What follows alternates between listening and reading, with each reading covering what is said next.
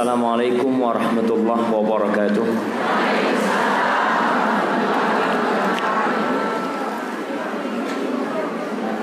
Alhamdulillah alladzi jama'ana 'alal huda wat tuqa. Segala puji bagi Allah Jalla Jalaluh yang mengumpulkan kita bersama di tempat ini di atas petunjuk dan ketakwaan.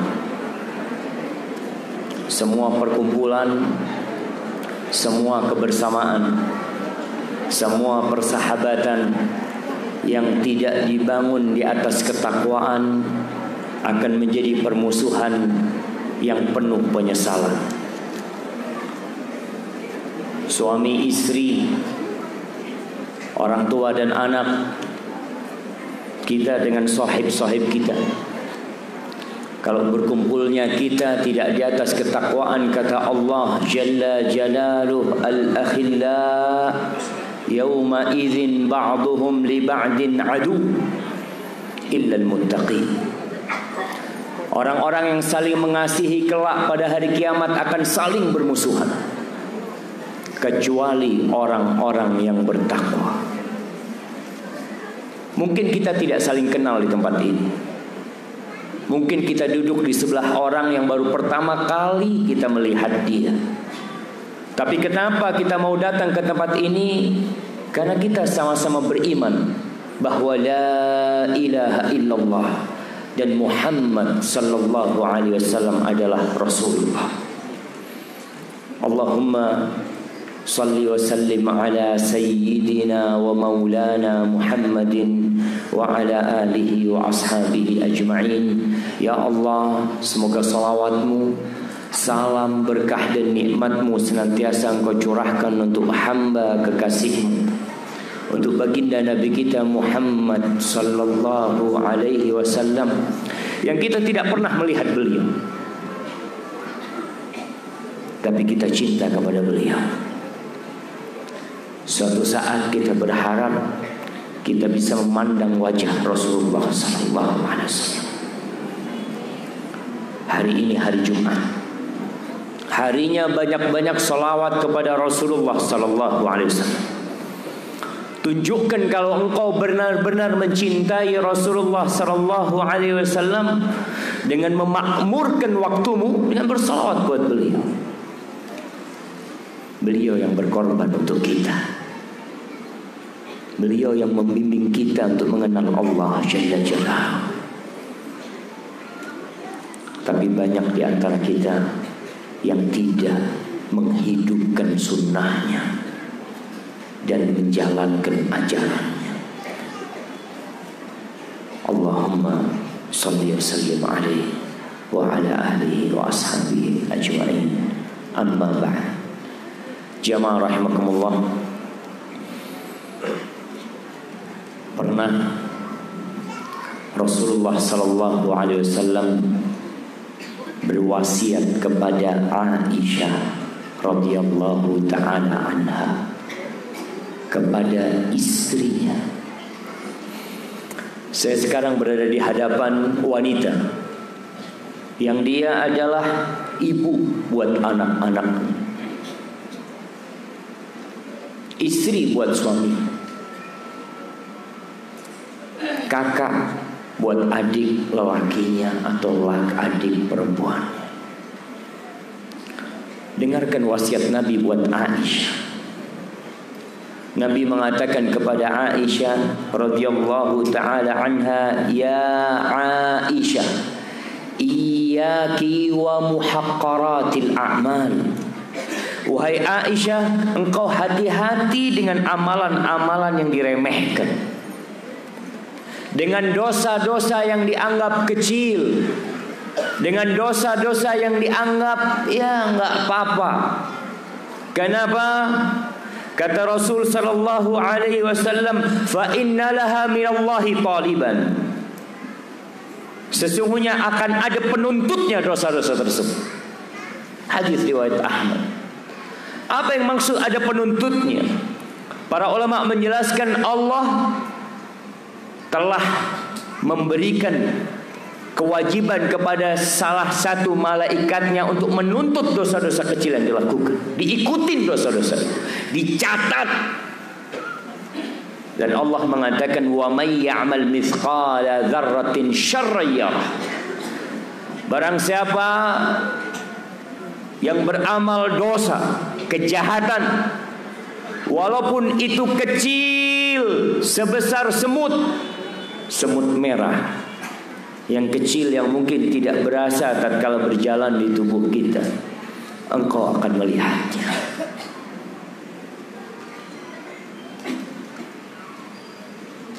Dan kebanyakan wanita itu masuk neraka, mungkin salah satunya karena dosa-dosa yang diremehkan, yang dia merasa nggak apa-apa. Jemaah, di belakang kita banyak yang nggak bisa masuk. Ibu-ibu yang di sini bisa merapat. Kayaknya nenek-nenek mungkin bisa mendekat ke depan sedikit. Nah, di sini juga masih banyak tempat yang kosong, jemaah.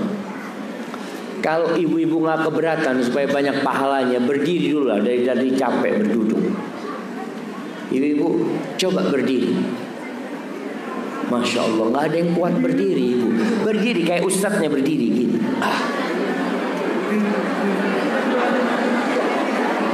Nah, silahkan berdiri.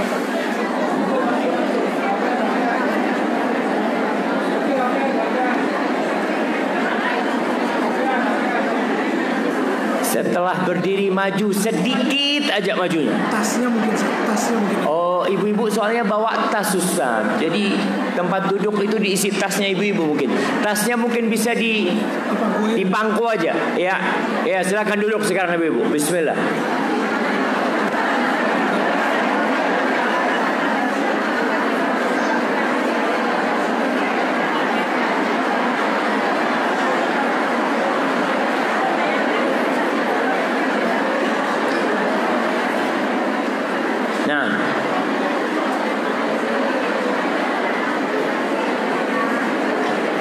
Ada tempat kosong akhirnya.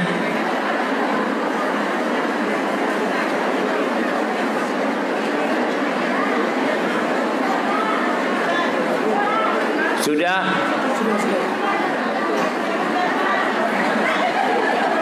Gimana, Nek? Di mimbar? Janganlah, capek ustadznya kalau di mimbar.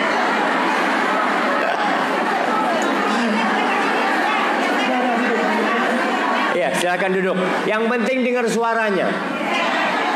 Ustadznya nggak penting. Ya, bismillah. Kita akan dengarkan. Karena ingat, penghuni neraka itu masuk neraka bukan karena tidak melihat Rasulullah SAW. Bukan karena mereka tidak melihat penyeru kepada kebenaran.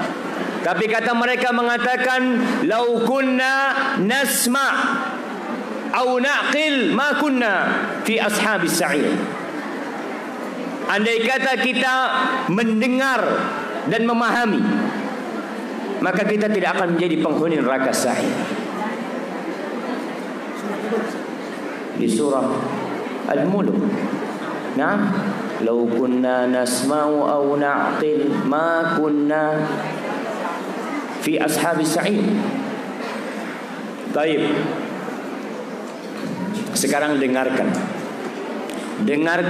dan pahami bahwa Rasulullah sallallahu alaihi wasallam mengatakan kepada Aisyah, "Iyyaki wa muhaqqaratil a'mal." Hati-hati engkau dengan amalan-amalan yang remeh menurutmu. Akan ada yang menuntut. Mungkin engkau tidak pernah memikirkannya. Mungkin merasa itu bukan dosa karena enggak paham kalau itu dosa. Ada wanita-wanita yang pernah ditanyakan kepada Nabi alaihi salatu wasallam tentang dirinya. "Ya Rasulullah, fulana taqumul lail, tasumun nahar, wa tatasaddaq." Tuh ada fulana, ada perempuan baik, suka bangun malam, suka puasa sunnah, suka berbagi, tapi satu penyakitnya, walakinnaha salitah tu'dhi jiranaha bilisaniha. Tapi kalau ngomong pedes, suka nyakitin tetangga-tetangganya. Di mana tempat dia?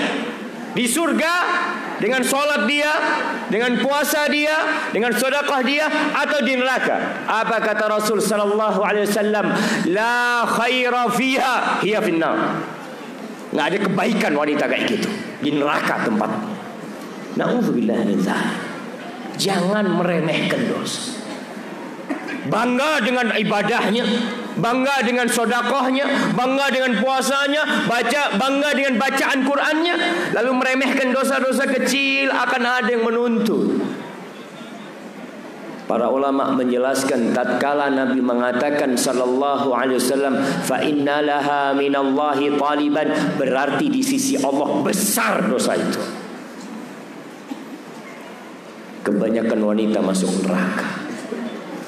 Nabi mengatakan itu bukan karena lelaki yang menyampaikannya, tapi karena Rasulullah sallallahu alaihi wasallam melihat neraka. Uritun nar, ditampakkan kepada aku neraka. Fa iza aktsaru ahlihan nisa, kebanyakan penghuni neraka itu wanita. Kenapa? Walima ya Rasulullah, kenapa kok paling banyak di neraka itu wanita? Kata Nabi sallallahu alaihi wasallam, yakfurnal ihsan wa yakfurnal ashir wa fi riwayah wa yukthirnal la'n.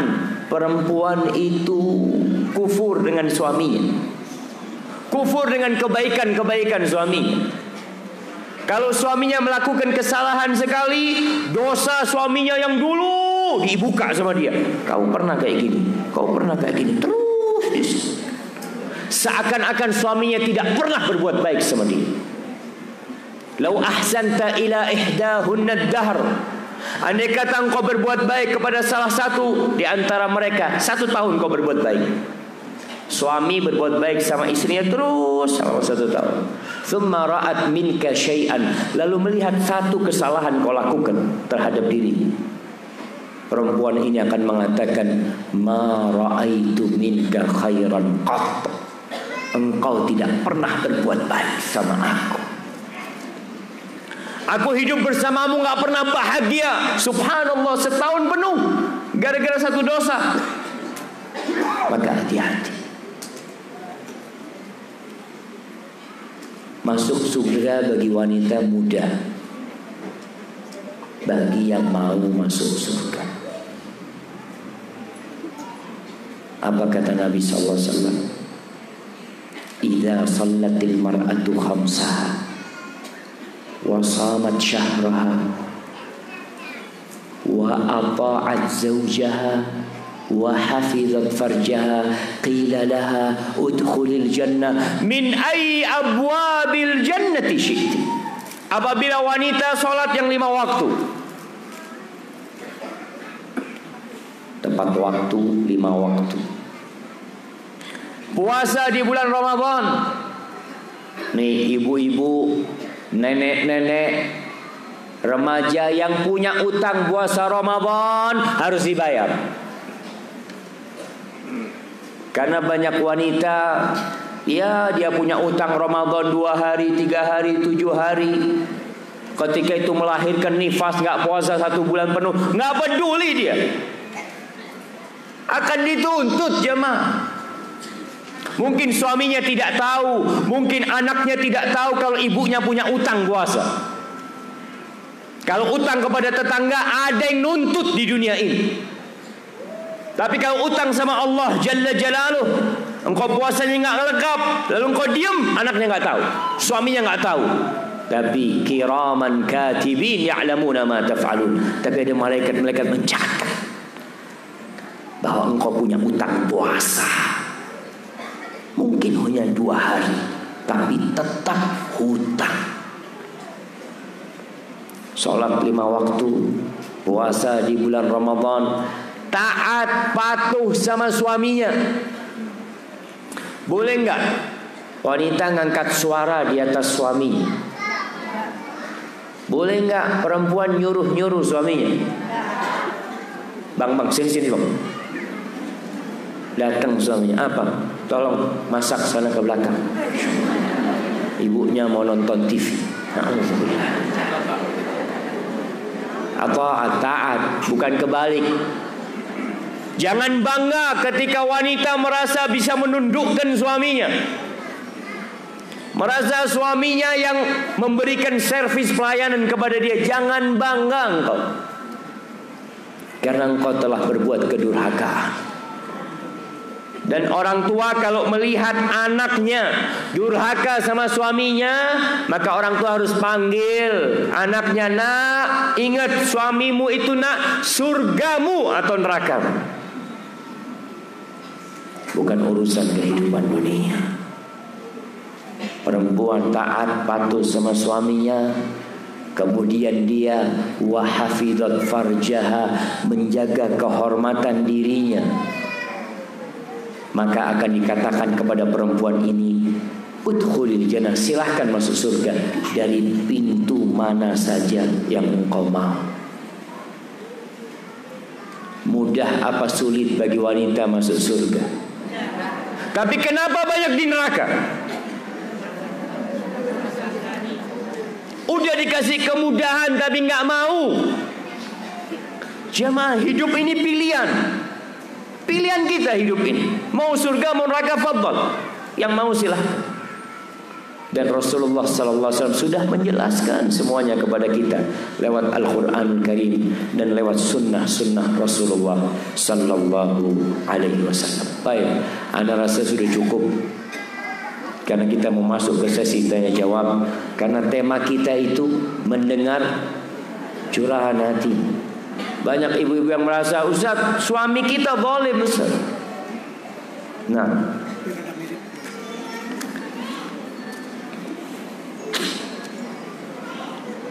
Assalamualaikum Ustaz, saya perawat. Bagaimana hukumnya perawat perempuan yang terlibat dalam mendampingi jemaah haji?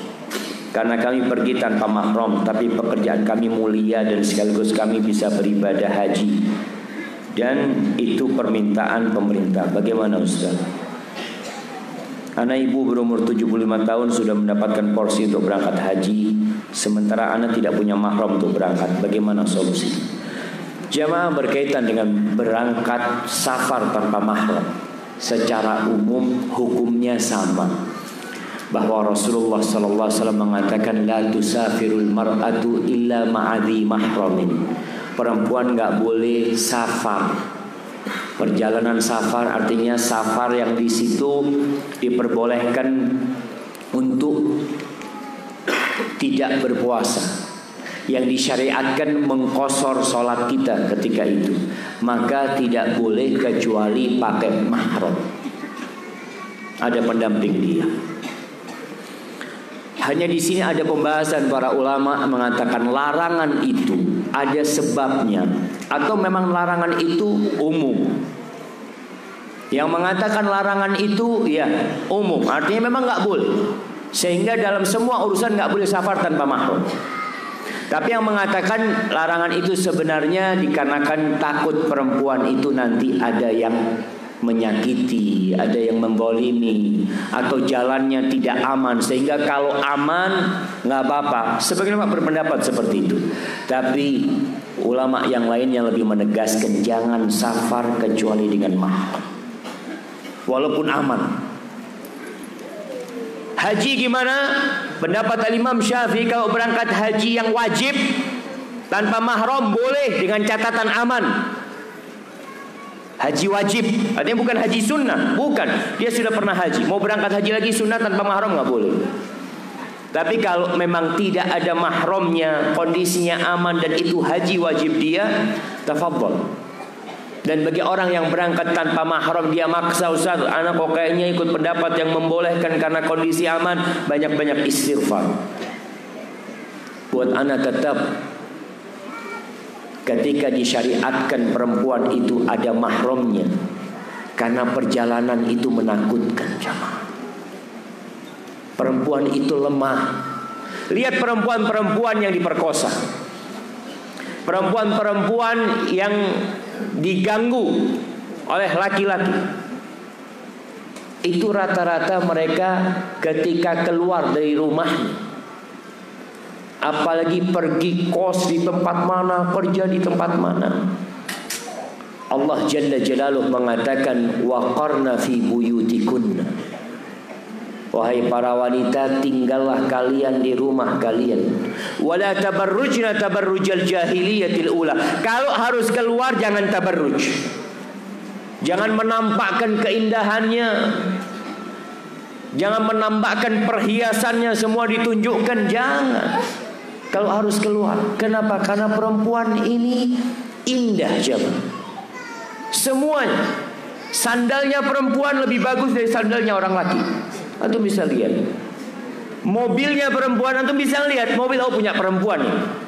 Kelihatan. Mobil itu diisinya warnanya pink, warnanya ini, itu punya perempuan. Maka Allah ingin menjaga masyarakat ini supaya tidak rusak dengan mewajibkan kepada para wanita untuk menutup auratnya, untuk tidak keluar rumah kecuali dengan hajat, untuk tidak safar kecuali dengan mahramnya. Hada wallahu a'lam.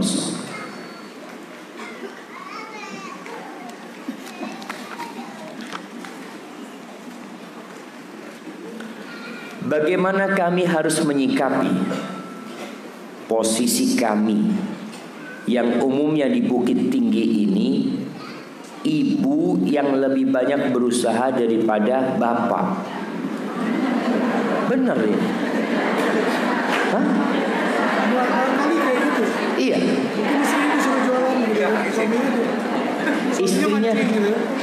Istrinya suruh jualan, suaminya mancing.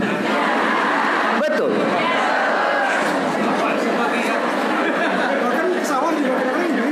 Ibu-ibu ke sawah, suaminya pelihara ayam. Subhanallah jemaah. Ana jadi kurang paham. Bukankah di Sumbar ini apa punya slogan?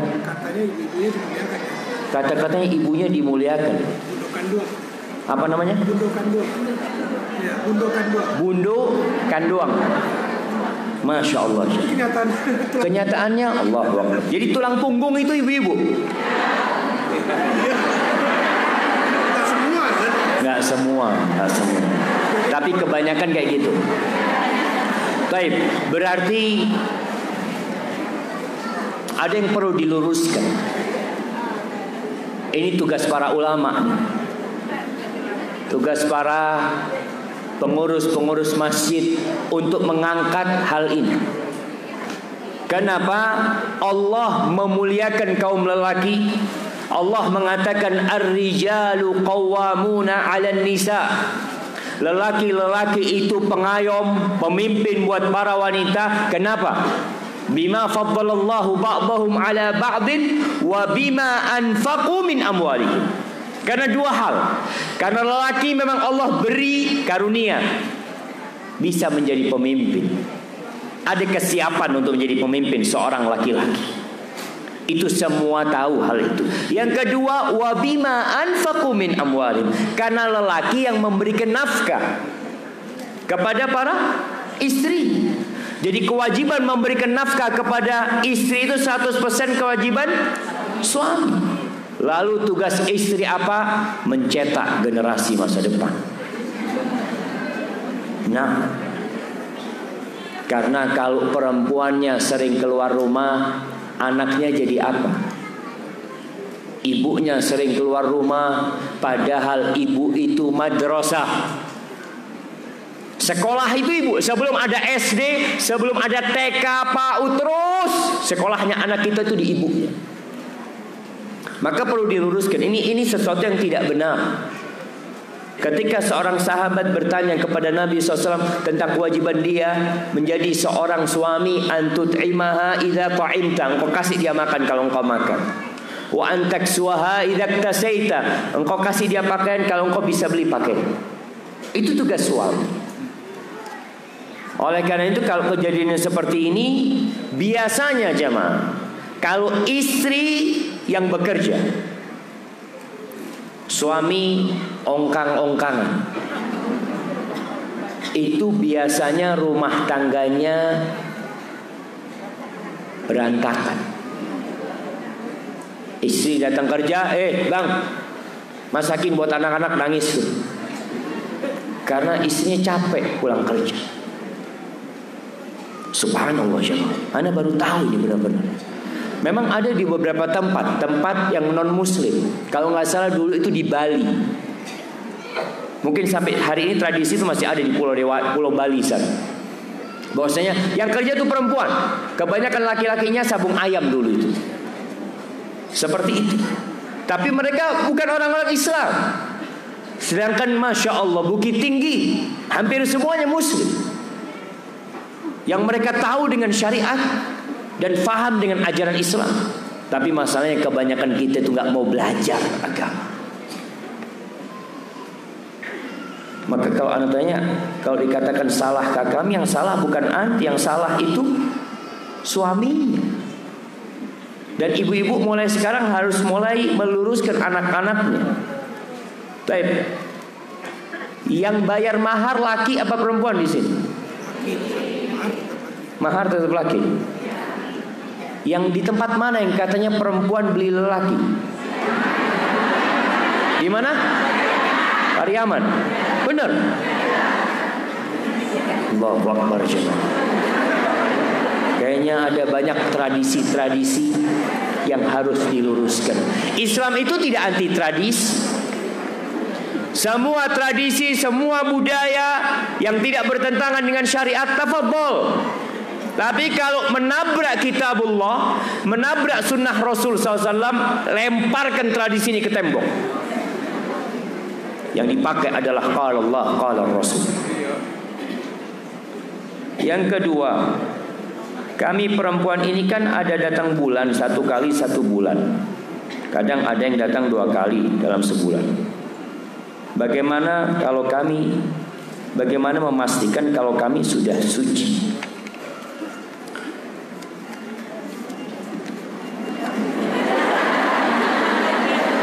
Ana agak. Nah, sudah suci ketika darah sudah tidak ada. Ketika qassatul baida, kata Nabi SAW, ada sesuatu yang putih, yang seperti tisu yang keluar dari rahimnya perempuan. Ketika dia pakai, kata Nabi SAW kepada seorang sahabiat, tatabba'i atharad dam, ikuti tempat jalannya darah. Kalau sudah nggak ada, mungkin pakai kapas, pakai cotton bud, dilihat sudah nggak ada, berarti sudah bersih. Seperti itu. Dan perempuan harus belajar ilmu ini, wajib hukumnya. Kenapa? Kalau tidak, ibadah dia tidak akan pernah sempurna.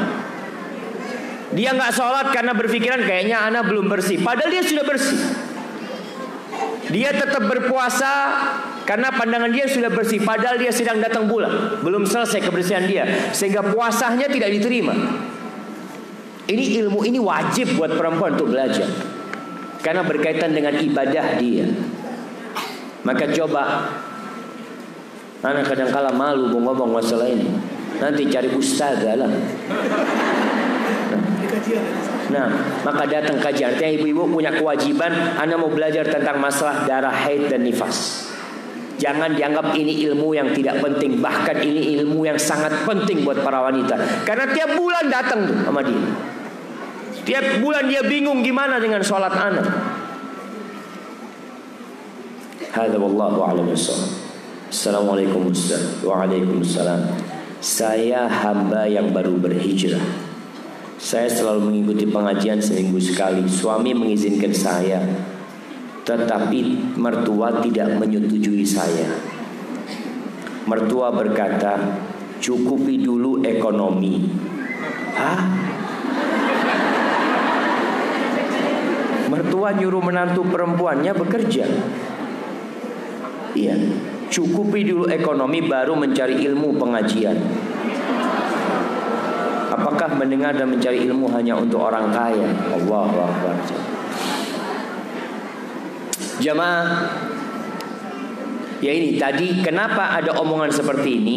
Karena tradisinya perempuan yang menjadi tulang punggung, sehingga mertua melihat menantunya mengaji, padahal seminggu sekali, sepekan sekali ngaji. Dia berpikir ngaji ini memang kita ngaji dapat duit, keluar duit. Ya, yang mau sodakoh apa? Aduh, keluar duit lagi sudah. Datang dari rumah bukan dapat fulus, tapi keluar fulusnya ketika datang pengajian. Tapi ingat, datang pengajian menuntut ilmu itu termasuk pintu-pintu yang membukakan, yang mendatangkan rizki buat kita. Maka jangan berpikir untuk datang ke majelis ilmu tidak akan diganti sama Allah Subhanahu wa taala. Baca satu ayat Al-Qur'anul Karim. Satu ayat. Kita tadi udah dengar satu ayat mamanya yang dibacakan. Al-akhillau yawma idzin ba'duhum li ba'din adu illal muttaqin. Itu lebih baik daripada satu ekor onta yang gemuk, coba. Yang mungkin kita bisa mendapatkannya berbulan-bulan. Satu ekor onta itu mungkin 30 juta harganya. Jadi datang pengajian sekali, pulang ditanya sama mertua, dapat apa? Alhamdulillah hari ini dapat 7 ekor onta. Mana ontanya nggak kelihatan? Iya, nanti akan kelihatan. Maka alhamdulillah kalau suaminya mengizinkan berangkat, nggak ada urusan sama mertua pada hakikatnya. Kenapa? Karena yang menjadi pemimpin untuk seorang istri bukan mertuanya, bukan bapaknya juga, bukan ibunya, tapi suaminya. Ketika sudah menikah, suaminya lah yang harus ditaati. Cuma memang tradisi ini berat jemaah. Kalau seorang wanita diperintahkan bekerja untuk mencari urusan ekonomi, maka ini perlu diluruskan. Pernah kejadian, pernah kejadian jemaah, ada seorang syekh yang datang ke Amerika sana, melihat Niagara, air terjun yang besar sekali. Dia pakai baju gamis ya, dengan jenggotnya dia. Dipanggil sama cewek-cewek Amerika sana yang pakainya mini, dipanggil sini. Ana mau tanya, Ana dengar wanita-wanita di tempat kalian sana dizalimi sama kalian, kata. Nggak boleh keluar macam-macam, ini itu, harus pakai jilbab, kerudung. Apa kata syekh ini? Engkau salah informasi. Perempuan-perempuan di tempat kita itu ratu-ratu permaisuri bagi kita. Kerja kita ini buat mereka. Kita ini kerja pagi sore dapat duit, kasihkan ke siapa? Kepada istri, kata dia. Kerja suami itu cuma terima kasih. Terima kasih. Terima kasih. Apa kata perempuan-perempuan? Kita tahu di barat itu laki perempuan harus kerja. Bahkan mereka kontrak rumah harus berdua, semuanya berdua. Sehingga banyak wanita-wanita di luar sana nggak kepingin punya anak. Soalnya dia kalau punya anak kerjanya dua, udah kerja cari duit, kerja ngurusin anak lagi. Kata syekh, perempuan di tempat kita itu ratu-ratu, kita yang kerja siang malam buat perempuan-perempuan tersebut. Maka itulah Islam jemaah. Kata wanita-wanita Amerika mengatakan, kalau ada laki-laki seperti itu di sini, aku cium kakinya. Karena itulah seorang lelaki yang diangkat menjadi pemimpin. Tapi sayangnya banyak di antara kita yang nggak paham dengan agama ini. Kalau istri mau membantu suaminya, nggak apa-apa. Tapi bukan dia tulang punggungnya. Dia hanya membantu kalau ada waktu, tanpa menelantarkan pekerjaan dia sebagai seorang ibu dan sebagai seorang istri. Barakallahu fikum. Assalamualaikum Ustaz. Waalaikumsalam. Saya punya anak perempuan yang maniak dengan artis Korea. Bagaimana cara menghilangkan kesukaannya yang sudah berlebihan itu Ustaz? Mohon penjelasannya. Allah jemaah. Kenapa sih mereka suka sama artis Korea? Kenapa kira-kira? Nah, mereka ada yang angkat tangan. Ya silakan. Ya berdiri yang angkat tangan tadi. Mana yang angkat tangan? Ya. Yang keras, sana hadiahnya bang.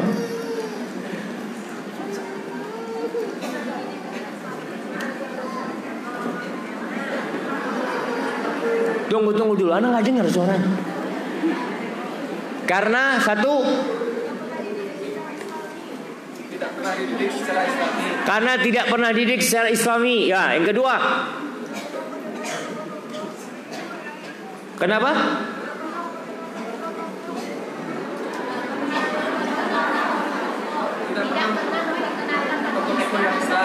Tidak pernah kenal tokoh-tokoh yang Islam. Ya. Kasih hadiahnya bang. Apa nih? Masya Allah. Kirimkan. Jazakillah khairan. Baik jamaah. Itu salah satu sebabnya tadi. Karena tidak dididik secara Islami, kemudian orang tuanya bingung. Sekarang anaknya jadi seperti ini. Kita itu kekurangan. Itu buku biografi para sahabiat. Biografi para wanita-wanita yang soleh, yang dijamin masuk surga, yang kita diperintahkan untuk mengikuti mereka. Apakah artis-artis Korea masuk surga? Kalau mereka orang kafir nggak akan masuk surga. Dan orang itu suka sama artis Korea karena bagus wajahnya. Kalau yang laki tampan, yang perempuan cantik. Yang kedua karena ceritanya bagus. Mungkin mereka berpandangan seperti itu. Mereka tidak pernah berpikir bahwasanya tuh yang jadi artis, yang jadi pemain adalah orang-orang yang dimurkai Allah Jalla Jalaluhu. Yang tidak pernah takut sama Allah, tidak pernah sholat, tidak pernah ruku, tidak pernah sujud. Lalu engkau cinta sama mereka, mau dikumpulkan sama mereka. Di dunia mereka mau dikumpulkan. Kalau datang artis Korea, datang fan-fansnya itu kumpul ke sana. Muslimin, muslimat yang jadi fan. Mengikuti siapa? Orang-orang kafir. Imam Ahmad bin Hanbal pernah mengatakan, aku itu kalau melihat orang kafir, aku tundukkan pandanganku. Aku nggak tahan melihat seorang yang mengatakan Allah punya anak. Gimana aku tahan? Tapi karena kita keimanan kurang, jamaah, sehingga menganggap hal-hal itu biasa. Maka bagaimana caranya? Ya sudah, mulai duduk sama anaknya baca Quran. Kenalkan anaknya kepada Allah Jalla Jalaluhu. Jangan cuma mengatakan jangan nonton Korea. Dibutuhkan iman yang ditumbuhkan di hati, baru anak itu siap meninggalkan dosanya. Sudah berulang kali kasih nasihat sama ibunya, tapi dia tidak pernah mengindahkan. Maka jangan duduk sama anaknya, baca tafsir juz amma sama anaknya. Kenalkan tentang api neraka. Kenalkan tentang Malik. Siapa Malik jemaah? Penjaga neraka. Bagaimana penghuni neraka ketika menyeru Malik mengatakan, wanadau ya Malik liyaqdi alaina rabbuk. Ketika penghuni neraka berteriak menyeru Malik, Malik, wahai Malik, mintakan kepada Allah supaya kita dimatikan semuanya. Lalu Malik mengatakan, qala innakum makithun. Kalian akan tetap selama-lamanya di sana. Maka kita perlu menunjukkan kepada anak-anak kita idola-idola yang Islam, yang dijadikan idola sama kebanyakan anak-anak muda sekarang. Kalau nggak artis, pemain film, penyanyi, pemain bola. Sekarang anak ya baru mengetahui tentang hakikat orang-orang tersebut. Kemarin anak membaca tentang Ronaldo. Siapa yang nggak tahu Ronaldo? Yang anak-anak muda mungkin mengikuti, jadi followernya dia di Instagram dia. Ibu-ibu tahu artis yang paling banyak followernya itu namanya Selena Gomez. Tahu nggak? Oh alhamdulillah nggak tahu. Ana tahu. Karena Ana cari tahu. Ana tuh pernah mencari sama mahasiswa. Coba Ana kepingin tahu siapa sih yang paling banyak followernya. Ternyata ustadz followernya paling sedikit. Nah, itu artis followernya dulu mungkin 1 tahun yang lalu itu 123 juta. 123 juta, bayangin. Mungkin separuhnya orang Indonesia. Ronaldo pada waktu itu beda 2 juta. 121 juta pengikut. Padahal kita lihat bagaimana kalau Ronaldo dijadikan idola oleh anak-anak kita. Berita terakhir kemarin, Dia punya pacar, sudah 5 tahun pacaran, sudah punya anak tapi belum menikah. Niat mau nikah. Itu dijadikan idola jemaah. Na'udzubillah min dzalik. Maka dia, Masya Allah, yang di atas, ahlan wa sahlan, apa kabar? Ada ustadznya di atas. Baik, kayaknya di atas itu banyak yang masih tempat kosongnya. Kalau bisa ibu-ibu merapat. Ibu-ibu, mudah-mudahan yang merapatkan ke depan, yang memberikan tempat buat saudaranya. Kata Allah, wa idza qila lakum tafassahu fil majalis fafsahu yafsahillahu lakum. Semoga yang memberikan keluangan buat saudaranya masuk surga.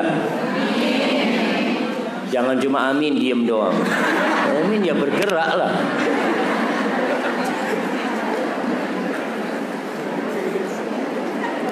Assalamualaikum Ustaz. Waalaikumsalam. Bismillah. Ana mau bertanya Ustaz.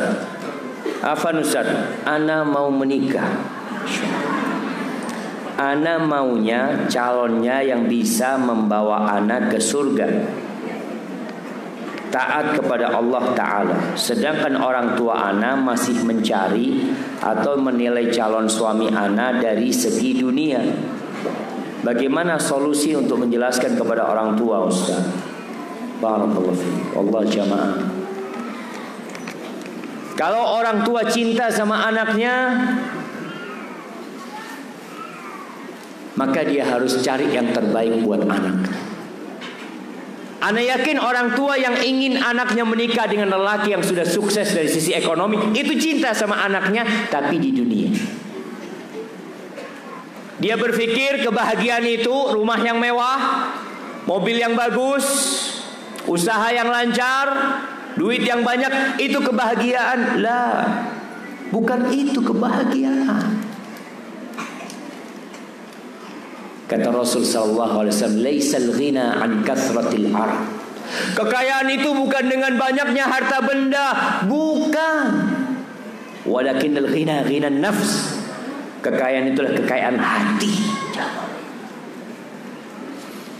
Terus bagaimana ngasih tahu orang tua? Ya ini, orang tua kalau matre berat bagi kita. Tapi anti mungkin bisa tulis surat buat orang tua. Jelaskan apa yang anti inginkan. Ana yakin semua ingin fid dunya hasanah wa fil akhirati hasanah wa qina adzabannar. Bagaimana kalau dapat suami yang kaya raya tapi nggak peduli sama istrinya? Apalagi kayak di Bukit Tinggi yang dikatakan yang kerja siapa? Istrinya nanti. Buat apa dapat suami yang kaya raya kalau yang kerja istrinya? Tapi carilah suami yang kata Nabi SAW, tulis di sana, tulis surat sama bapak ibunya.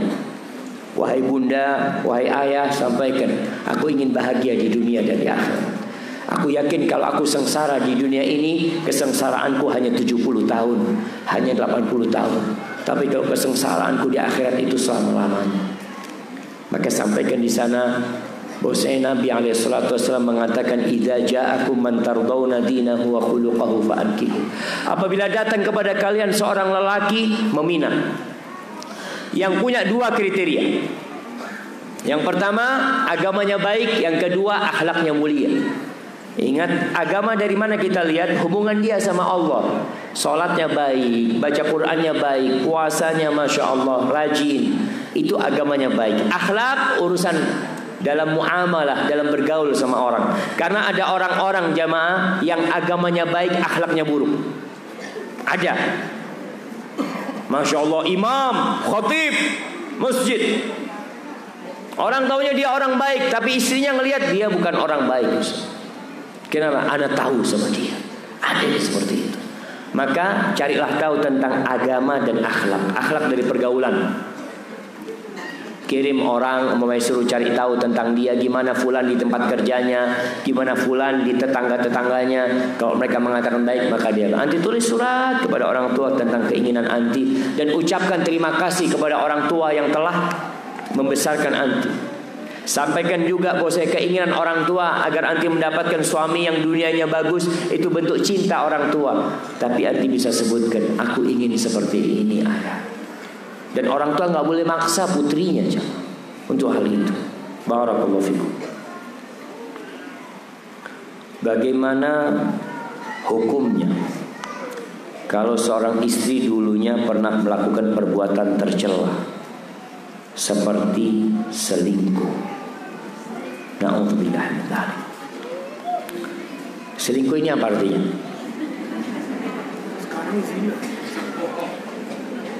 Apa artinya selingkuh? Bismillah. Alhamdulillah. Selingkuh ini berzina.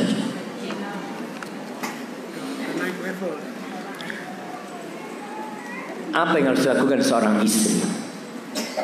Yang pertama, dia harus bertobat kepada Allah Jalla Jalla. Syaratnya tobat, satu, menyesali. Yang kedua, meninggalkan dosa tersebut. Yang ketiga, berazam untuk tidak mengulangi. Kemudian perbanyak amal soleh. Mulai dia beristighfar atas dosa-dosa dia masalah. Dan takut, tumbuhkan rasa takut. Takut kepada apa? Dosa ini akan membawa naas dalam kehidupan. Allah mengatakan, laisa bi amanikum wala amani ahli kitab man ya'mal su'an yujza bihi wala yajid lahu min dunillahi waliya wala nasira. Bukan termasuk angan-angan kalian wala angan-angan ahli kitab. Allah punya aturan, yang berbuat dosa pasti dibalas. Pasti dibalas. Maka hati-hati. Tinggal sekarang kau bertobat, mohon ampun sama Allah, nggak usah cerita sama suami. Tidak perlu cerita sama suami. Engkau hanya perlu cerita sama Allah Jalla Jalla. Dan perbaiki hubungan. Yang bertobat dengan taubatan nasuha, yukaffirullahu ankum sayyi'atikum. Allah akan ampuni dosa-dosa kalian. Pokoknya taubatnya taubatan nasuha. Barakallahu fikum. Assalamualaikum Ustaz. Waalaikumsalam. Ustaz, saya seorang istri yang baru saja menikah 5 bulan yang lalu. Selama 5 bulan pernikahan, kekerasan saya dapatkan dari suami saya. Saya sudah mencoba menutupi kesalahan-kesalahan yang dibuatnya dan sabar atas perlakuannya. Tetapi 1 bulan sudah saya tidak serumah dengan suami. Kekerasan yang dibuatnya sudah diketahui oleh keluarga besar. Sekarang saya memutuskan untuk bercerai dengan suami. Apakah alasan saya bercerai karena kekerasan adalah syar'i? Apakah saya berdosa meminta cerai dengan keadaan seperti ini, Ustaz? Terima kasih.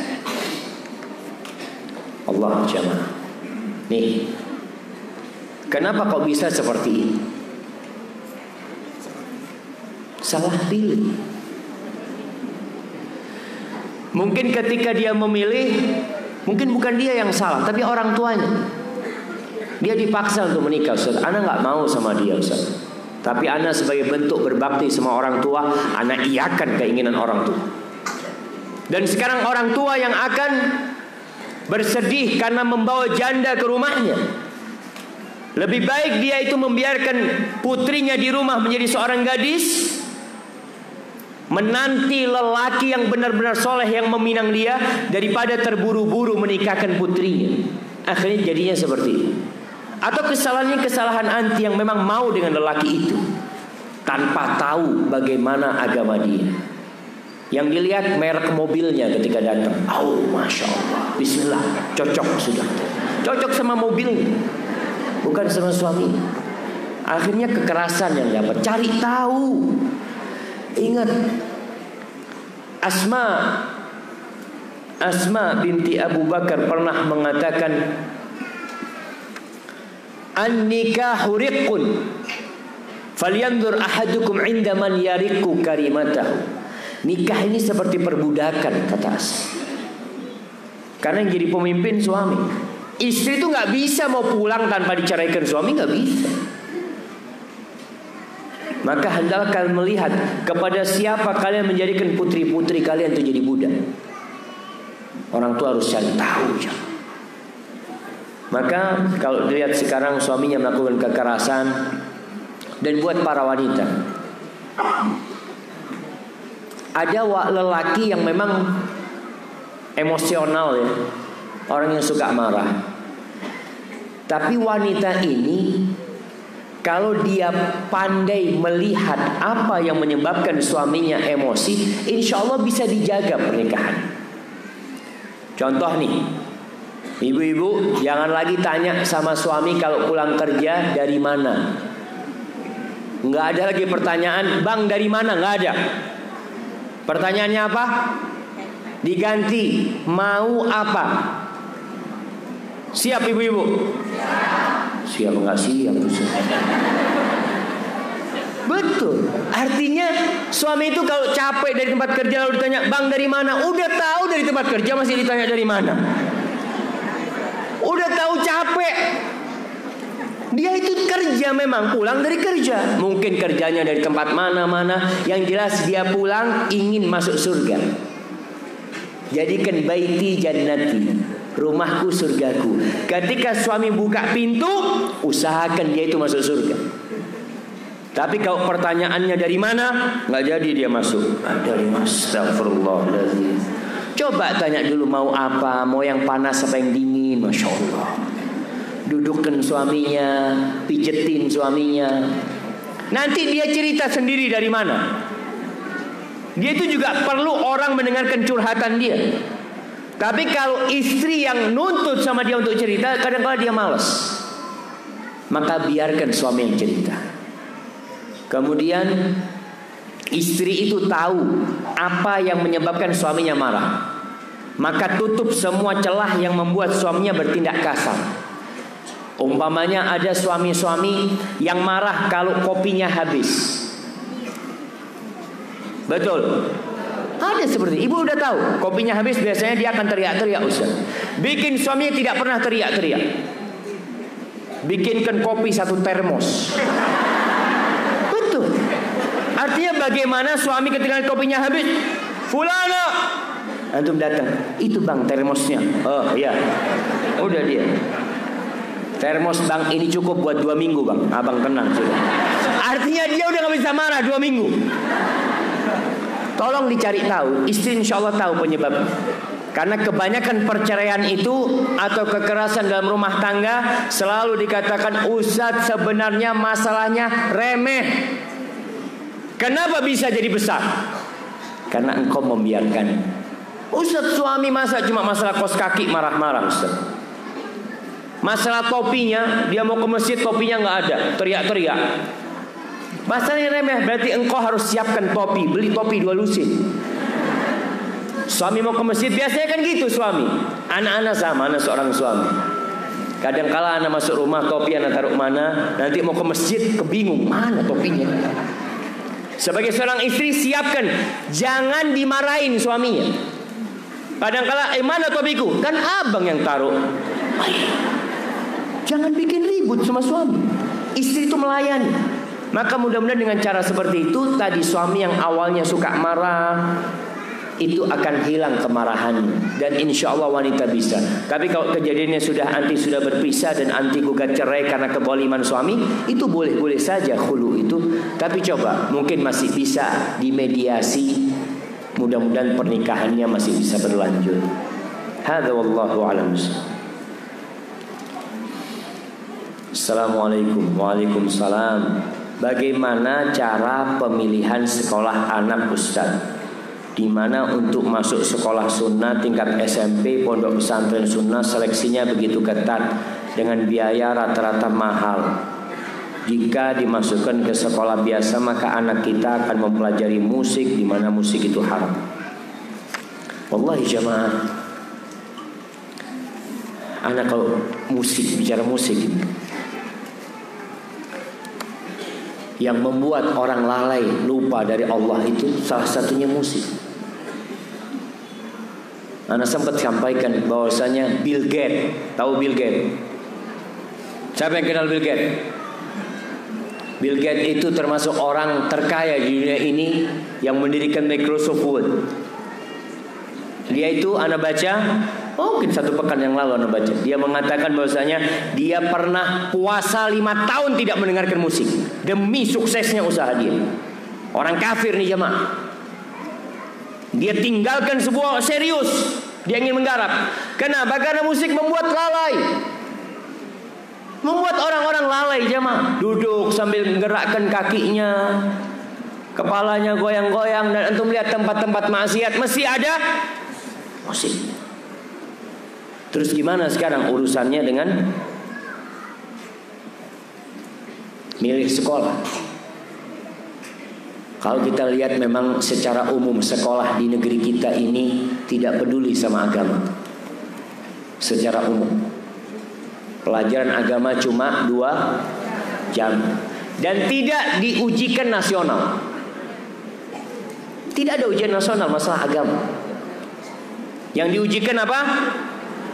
Matematika, bahasa Indonesia, bahasa Inggris, IPA. Selesai. Agama nggak ada urusan. Makanya kalau kita lihat kenapa banyak korupsi tempat kita. Apakah yang korupsi itu lulusan SD, lulusan SMP, lulusan SMA? Nggak ada. Sebagian doktor yang korupsi, profesor yang korupsi, yang dipilih oleh rakyat satu kota jadi gubernur, jadi bupati, korupsi. Kenapa? Belajar agamanya cuma 2 jam. 2 jam dia itu, subhanallah jemaah. Padahal pendidikan karakter, dan alhamdulillah pemerintah kita sudah mulai melek berpandangan pendidikan karakter, walaupun mungkin masih belum bisa sempurna. Tapi memang itu yang penting daripada pinter matematika tapi untuk korupsi. Maka sekarang bagaimana memilih sekolahan? Bicara sekolah mahal jamaah, dari dulu sekolah yang bagus itu mahal. Antum bisa lihat kenapa dulu awal-awal kemerdekaan kita sekolah yang laris itu sekolahnya siapa? Katolik. Sekolah-sekolah Kristen itu nggak tahu ya di sini ya, tapi di Jawa itu sekolah itu top karena 300 tahun kita dijajah oleh Belanda, sehingga Belanda bikin sekolah-sekolahan bagus pada waktu itu. Umat Islam sebagian sekolah di sana, padahal mahal. Kenapa? Karena untuk cari dunia. Terus kenapa sekarang kita untuk cari akhirat kita merasa mahal? Jemaah, ala inna sil'atallahi ghaliyah, ala inna sil'atallahi jannah. Ketahuilah bahwa barang dagangan Allah ini mahal. Barang dagangan Allah itu surga. Jadi kalau memang nantinya tadi sekolahnya mahal, ya kita harus bikin sekolah yang murah. Bikin. Dan anda lihat sekolah-sekolahan agama ini alhamdulillah ada yang mahal, ada yang murah, dan ada yang gratis. Tapi kenapa kita mau yang mahal? Karena bagus. Yang gratis kurang bagus, Ustaz. Maka berusahalah orang tua ketika bekerja pun dalam benak dia, anak ingin uang ini Ustaz, insya Allah untuk sekolah anak-anak. Akhirat dia yang dipikirkan, bukan hanya dunia. Dan jemaah, kembali kepada kita. Kita tuh kadang-kala untuk ngasih guru les bahasa Inggris. Sekarang guru les bahasa Inggris gaji berapa? Yang privat bahasa Inggris, matematika, sebulan berapa? 200. Murah sekali. 300. Kalau guru ngaji berapa? Guru ngaji 100, 5.000.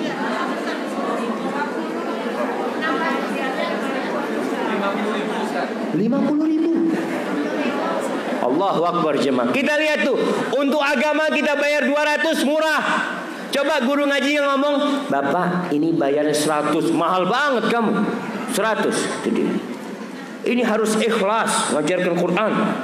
Nggak boleh cari duit. Masya Allah jemaah. Akhirnya bapaknya jadi guru akhirnya. Maka tolong perhatikan, kita jangan pelit untuk anak kita jemaah. Dan ya harapan kita di Bukit Tinggi ini akan banyak sekolah-sekolah Islam yang bagus, yang kalau bisa gratis. Ustaz, adakah persahabatan antara laki-laki dan perempuan? Dan Rasulullah SAW memiliki sahabat perempuan. Masya Allah. Semua wanita yang hidup di masa Nabi SAW itu sahabat Nabi. Itu sahabat Nabi. Jadi siapa aja wanita Yang hidup di masa Nabi SAW, Ummu Sulaim ya. Cuma tingkat sahabatnya ini beda-beda. Ada yang dekat, ada yang jauh. Tapi semua yang melihat Nabi SAW dalam kondisi muslimah, dari wanita mati dalam kondisi Islam, maka dia adalah sahabat Nabi. Jadi kalau bicara sahabat wanita, mungkin ada batasan-batasan ketika kita bersahabat dengan seorang wanita. Kita lihat sekarang ada pertemanan di Facebook, pertemanan di Instagram, pertemanan di macam-macam medsos sana. Maka nggak ada masalah, tapi dengan batasan-batasan yang telah ditentukan. Artinya tidak boleh kita berbicara tanpa adanya mahram berduaan sama dia. Wanita juga tidak boleh berbicara dengan berlemah gemulai ketika berbicara. Yang tegas wanita kalau berbicara sama laki-laki. Kemudian batasan cerita dengan seorang sahabat, momen dengan wanita yang biasa-biasa saja. Jadi batasan-batasan itu tetap harus dijaga. Karena sejatinya jamaah, muslimah dan muslimah, kata muslimin dan muslimat, apa kata Allah Subhanahu wa ta'ala? Innal mu'minina wal mu'minati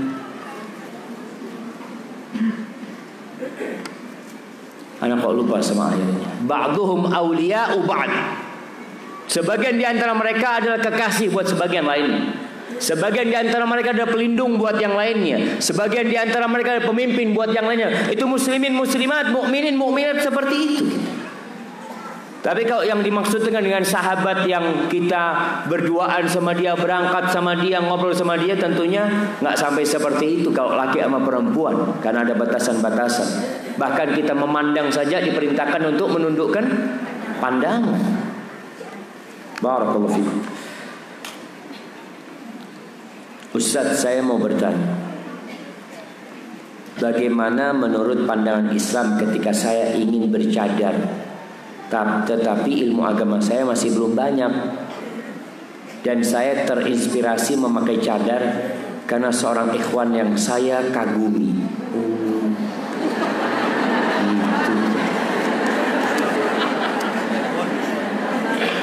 Kalau karena itu nggak boleh. Artinya nanti kalau ternyata ikhwan itu tidak memilih anti, nanti buka cadarnya kan, nggak jadi Ustaz, karena dia menikah dengan laki lain. Artinya ketika anti bercadar karena tahu cadar ini sebuah kemuliaan. Memang para ulama berbeda pendapat tentang hukum cadar, sebagian mewajibkan dan sebagian menganjurkan. Antara mewajibkan dan menganjurkan ini sama-sama sebenarnya, sama-sama perintah, tapi yang satu lebih kuat, yang satu anjuran saja. Tapi karena anti belajar itu dan anti ingin pakai cadar, silahkan. Ingin menjaga kehormatan diri anti, ingin menutup wajah anti dari laki-laki, silahkan. Tapi kalau karena kagum dengan seorang ikhwan, anda rasa alasannya nggak tepat, maka pelajarin tentang Islam yang baik, pelajarin tentang hukum cadar, sehingga ketika anti bercadar, anti melakukan itu di atas ilmu dan di atas keyakinan, bukan ikut-ikutan. Barakallahu fikum. Ustaz, kalau hutang puasa kita tidak ingat lagi, bagaimana cara bayarnya Ustaz? Nah jamaah, bagaimana cara bayarnya? Dikira-kira. Nanti coba memikirkan, anak ini mulai puasa sejak anggap umur 13 tahun. Sekarang umur 23 tahun. Atau sekarang umur 43 tahun. Tinggal dihitung. Anak setiap puasa itu gak pernah bayar Ustaz. Artinya ikut Ramadan, setelah Ramadan gak pernah bayar, ketemu Ramadan lagi. Ada yang seperti itu. Ya tinggal dikira-kira, anak datang bulannya 7 hari biasanya. Tinggal 7 hari kali 20 tahun. Banyak kali Ustaz. Yang punya utang siapa? Ya dirimu sendiri. Dan akan ada perhitungannya jemaah. Allah mengatakan tuh, wa wajadu ma'amilu hadira. Datang semua, ini loh yang kamu lakukan. Nggak akan bisa engkau mengelak dari semua itu. Maka lakukan puasa. Sudah mulai puasa Senin Kemis, niatnya bukan puasa Senin Kemis. tapi niatnya qadha puasa, membayar. Sudah banyak-banyak sedekah nanti juga. Tapi tetap utang puasa dibayar. Tetap dibayar sih. Baik, pertanyaan kedua, kalau suami kita tidak sholat kita harus patuh, Ustaz. Aduh, kenapa anti pilih suami yang nggak sholat? Terus sekarang pertanyaannya, harus patuh apa tidak? Maka tetap patuh kepada suaminya selama tidak dalam hal kemaksiatan. Anti juga punya kewajiban mengajak suami untuk sholat. Jangan mengatakan nafsi-nafsi Ustaz, dia mau sholat nggak sholat bukan urusan anak, urusan anti. Karena anti melihat dia nggak sholat. Padahal kata Nabi SAW, man ra'a minkum mungkaran falyughayyir biyadihi. Barang siapa yang melihat kemungkaran, hendaklah merubah dengan tangan. Nggak bisa tangan, dengan lisannya. Melihat suaminya nggak sholat, jangan didiamkan. Maka kasih tahu suaminya dengan cara yang bijak. Tetap suami, tetap suami. Bangunin suami jangan pakai kaki. Bang, bangun bang, jangan. Bikinkan kopi yang hangat, taruh di sebelahnya. Bang, bangun bang. Kenapa? Minum kopi dulu lah. Kalau disuruh sholat dia nggak mau bangun. Suruh minum kopi, ya bismillah, bismillah, minum kopi. Bang, udah azan subuh bang. Aduh, azan. Mudah-mudahan dia berangkat ke masjid. Perlahan-lahan ngasih tahu suaminya. Terus anti juga harus banyak-banyak istighfar. Karena kadang-kala kembali kepada kesalahan anti. Kenapa milih suami kayak gitu? Nabi SAW sudah ngasih penjelasan. Yang dipilih yang akhlaknya baik, yang agamanya baik. Engkau milih yang agamanya nggak baik, akhlaknya buruk. Engkau pilih gara-gara hartanya dia. Menyelisihi aturan Nabi SAW, hanya hidupmu susah. Maka tetap istri harus taat dalam hal-hal yang memang berkaitan dengan kebaikan. Tapi kalau istri atau suami menyuruh kepada kemungkaran, nggak boleh taat. Assalamualaikum Ustaz. Waalaikumsalam. Ana curhat dikit ya. Ana orangnya suka curiga, termasuk pada suami. Yang menjadi masalah dari awal menikah, ana suka periksa HP suami. Suami ana menyikapi ini dengan mempassword HP-nya dan menyuruh ana positive thinking. 3 tahun terakhir kecurigaan ana semakin bertambah karena menemukan miss call pada jam-jam yang tidak wajar selama kurun waktu seminggu lebih. Ketika ana tanya pada suami, katanya tidak kenal. Tanya aja langsung ke nomor itu. Suami berusaha meyakinkan ana tidak terjadi apa-apa, tapi kebiasaan menelpon sembunyi-sembunyi. Sering langsung mematikan HP Android di saat ana berada di dekatnya. Maka sebaiknya ana menyikapi keadaan ini. Bagaimana sebaiknya ana menyikapi keadaan ini? Jazakallahu khairan. Jamaah, yang membuat kita sakit itu kita sendiri. Kebanyakan penyakit jiwa itu dari kita sendiri. Seorang istri ketika menikah, suami itu jadi milik dia kalau ada di dalam rumah. Kalau di luar rumah, ya sudah dimiliki orang.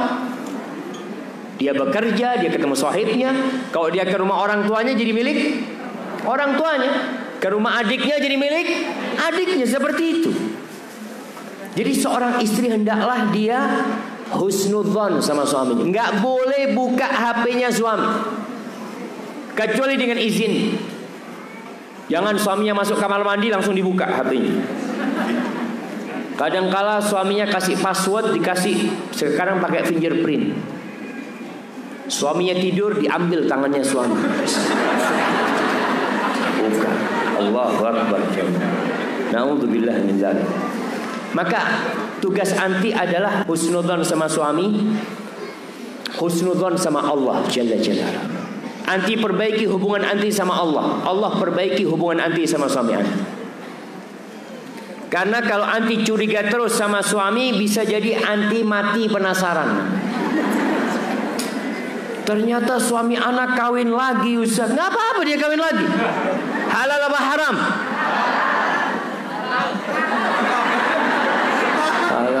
Halal. Takut ngomong halal. Kalau dia kawin lagi halal jemaah. Kalau dia berzina, naudzubillah min dzalik. Naudzubillah min dzalik. Maka sikap anti adalah berhusnudzon sama suami, jangan pernah berpikiran mau buka HP-nya suami. Ada orang telepon, jangan pernah diangkat. Jangan pernah diangkat. Tunggu, berikan ke bang, ada yang telepon bang. Afan, kalau abang nggak ingin anda dengar, anda menjauh. Hormatin Ustaz. Oh, kayaknya susah kayak gitu Ustaz. Tapi tetap jamaah, para ulama menjelaskan kecurigaan ini sebagiannya adalah dosa. Allah mengatakan inna ba'dadh-dhanni. Apalagi memang nggak ada tanda-tandanya.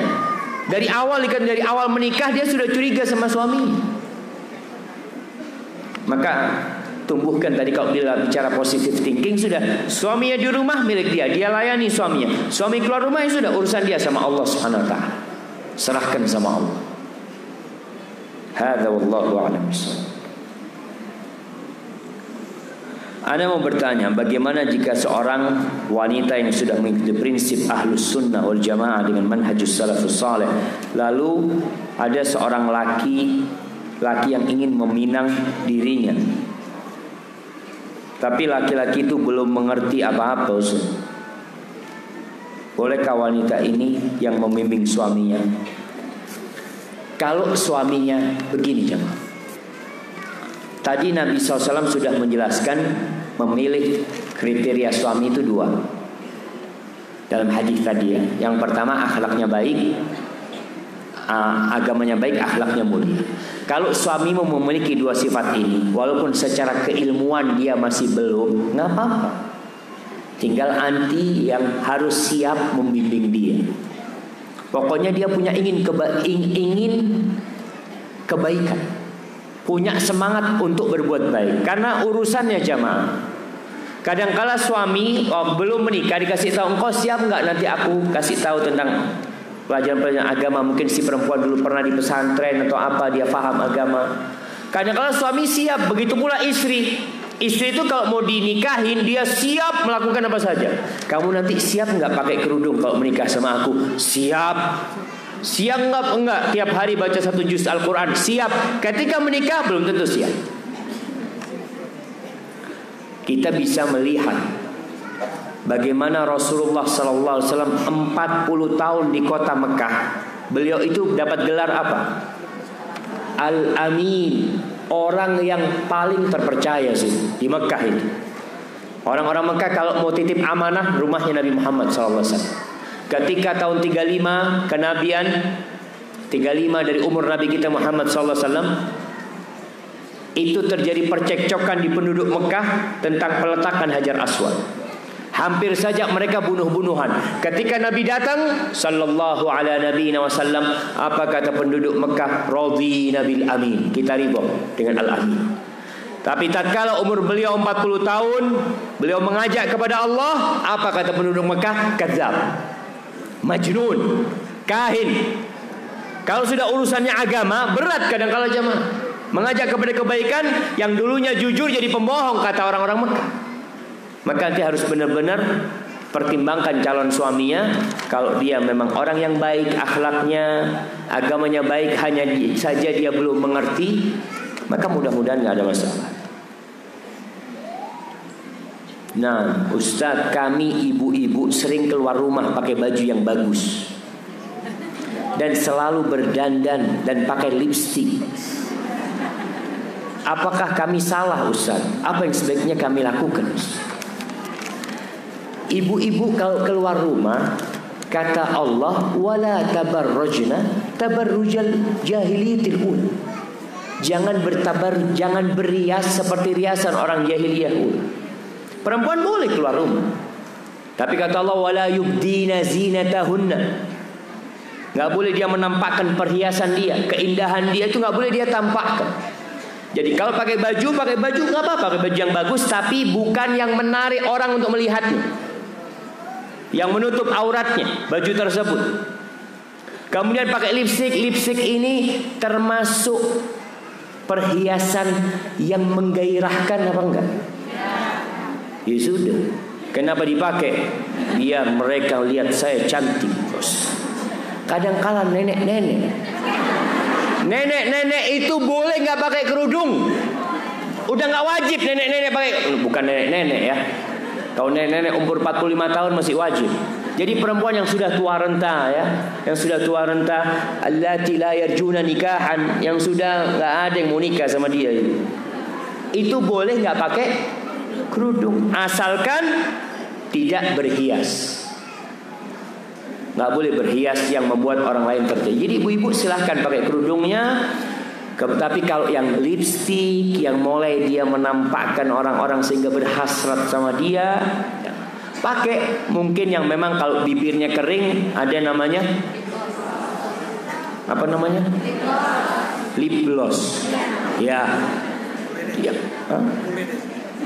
Pokoknya bukan untuk berhias ya, tapi memang bibirnya kering. Ada perempuan yang bibirnya kering. Kalau mau berhias itu di dalam rumah, pakai baju yang paling bagus sebelum suaminya datang. Pakai parfum, pakai lipstik 3 warna nggak apa-apa. Suaminya datang. Itu untuk suaminya. Karena ada seorang suami jamaah, subhanallah. Apalagi kalau perempuan datang ke acara walimah nikah, resepsi ya. Itu ada seorang suami, cerita temen nih, dia jalan ke rumahnya, dia lihat dari jauh itu ada perempuan keluar dari rumahnya naik beca. Perempuan ini senyum-senyum sama dia. Dia senyum juga. Siapa perempuan ini? Ternyata istri dia aja mah. Oh, istriku ternyata. Karena dia berhias, mungkin bedaknya 2 cm ya. Ini semua sehingga hilang wajah aslinya. Seharusnya kalau mau berhias buat suami. Mau berhias sama perempuan-perempuan nggak apa-apa. Jadi kalau perempuan pakai cadar itu salah satu kelebihannya, dia bisa pakai lipstik, dia bisa pakai apa? Pakai apa yang merah-merah di bibirnya. Ketika dia ke tempatnya perempuan-perempuan, dia buka cadarnya, ketemu sama teman-temannya nggak apa-apa. Tapi kalau dia nggak pakai cadar, kemudian dia naik becak atau naik apa, satu kampung lihat dia. Di sini nggak ada becak. Apa bendi? Yang kuda itu. Allahu Akbar, dilihat kuda nanti.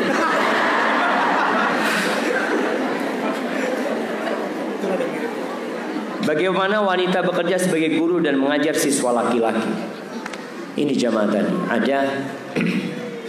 ada keterbatasan laki dengan wanita. Yang kadang-kala kita bisa melihat ya, sekolah-sekolah yang bercampur laki dengan perempuan, di sana banyak perzinahan. Anak-anak SMP sudah berzina, naudzubillah min dzalik. Anak-anak SMA seperti itu. Kadang-kala ada guru ngaji sama murid, naudzubillah min dzalik. Itu terjadi. Guru bukan guru umum sama muridnya juga ada. Kenapa? Karena ini batasan-batasan agama tidak dijalani, berduaan sama mereka. Maka kalau menjadi guru, tolonglah jadi guru khusus yang perempuan. Kalau laki-laki yang belum balik, belum apa, nggak ada masalah, insya Allah.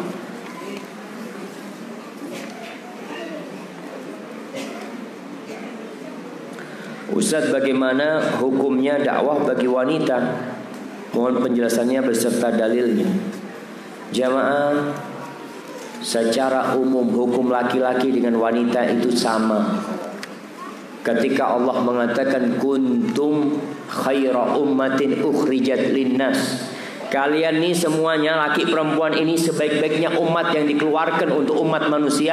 Kerjanya ngapain? Ta'muruna bil ma'ruf wa tanhauna 'anil munkar wa tu'minuna billah. Kerjanya beramar ma'ruf dan bernahi munkar dan beriman kepada Allah Jalla Jalaluhu. Jadi wanita punya kewajiban berdakwah, semua wanita, yang alim dan yang awam. Belum katakan yang alim dan yang awam. Orang yang berilmu berdakwah dengan ilmunya. Orang yang awam berdakwah mengajak orang kepada perkara-perkara yang tidak boleh seorang muslim tidak mengetahui. Contohnya sholat. Dia lihat temennya nggak sholat, mengatakan, oh afwan, saya bukan ustaz, saya nggak bisa ngajak dia sholat. Wajib engkau mengajak dia sholat. Engkau melihat temanmu nggak sholat, nggak perlu ngomong, saya bukan ustaz, saya nggak pernah ke pondok. Iya, tapi engkau tahu hukum sholat wajib. Jadi orang awam pun wajib berdakwah kepada perkara-perkara agama yang tidak boleh satu pun muslim tidak tahu. Sholat, puasa. Perempuan ngelihat temennya nggak puasa, ditanya, engkau datang bulan? Oh enggak, aku nggak puasa. Ingat, puasa ini rukun Islam, ajak dia. Tapi nggak boleh seorang wanita yang tidak mengetahui ilmu agama untuk memberikan fatwa, mengatakan halal haram, apa nggak boleh. Dia cukup enggak, anak nggak ngerti apa-apa. Anak cuma tahu sholat itu wajib, puasa itu wajib. Hal-hal yang dia ketahui itu yang dia dakwahkan. Aisyah radhiyallahu taala anha berdakwah. Pernah suatu hari dia lagi umrah atau haji wallahu alam, tapi ketika itu sedang sa'i Safa dan Marwah, melihat seorang wanita pakai baju itu ada salibnya, ada gambar salibnya di bajunya. Lalu ditegur sama Aisyah radhiyallahu taala anha, dikasih tahu. Maka wanita pun berdakwah, tapi dengan semua keterbatasan perempuan jamaah, karena dia memang ya Allah ciptakan sebagai pendamping kaum lelaki. Barakallahu fikum. Masih bisakah saya masuk surga lewat pintu yang lain apabila saya bukan istri yang soleha? Saya mengakui mungkin saya sudah durhaka kepada suami saya. Saya sudah meminta untuk pisah rumah dengannya, dan ini sudah berlangsung selama 2 tahun.